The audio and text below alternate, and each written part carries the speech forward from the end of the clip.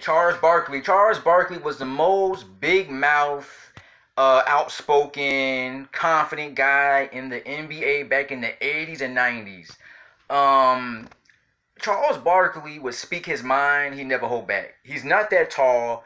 He's faced a couple of problems with only being like 6'4". He's 6'5".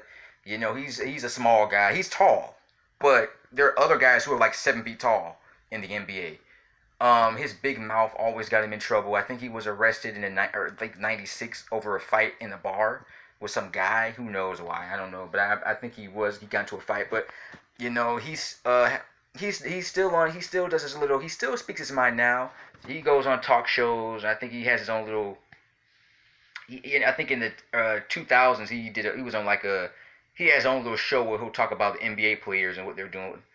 But Dennis Rod. I mean, I'm talking about Charles Barkley was very different. He was very aggressive. He was not. He wasn't. He like most NBA players, they would just keep their mouth shut and make millions. He was different. I think he's been suspended from the NBA because of his big mouth. He was always talking a lot. But I admire him. He was also best friends with Michael Jordan. I think because they're so different. Michael Jordan is like kind of the quiet guy, keeps to himself. Charles Barkley is the outspoken, outgoing guy. He likes to talk a lot. He doesn't take any crap from anybody. And I think sometimes two opposites can attract two people that are totally different. Two people who are different can actually connect with each other.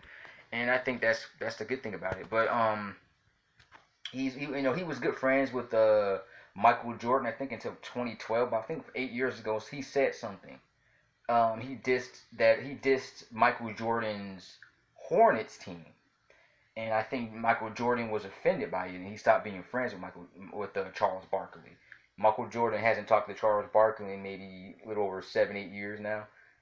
As something that Charles Barkley kind of made fun of his team, saying that his team are losers and they're lazy, they don't work hard, they can't play too good, they're sloppy, they need more practice. And then Michael Jordan, he's listening, he heard it, and he was offended by that. Might even cried about it because he stopped talking to Charles Barkley, and Charles Barkley is still kind of sad about it because they were very close for decades. They were friends since the '80s. Before I was even born. They was friends up from mid '80s all the way to about 2012. They spent their whole lives together. I do hope that Charles Barkley and Michael Jordan become friends again. But that's up to them. Mr. J here, peace.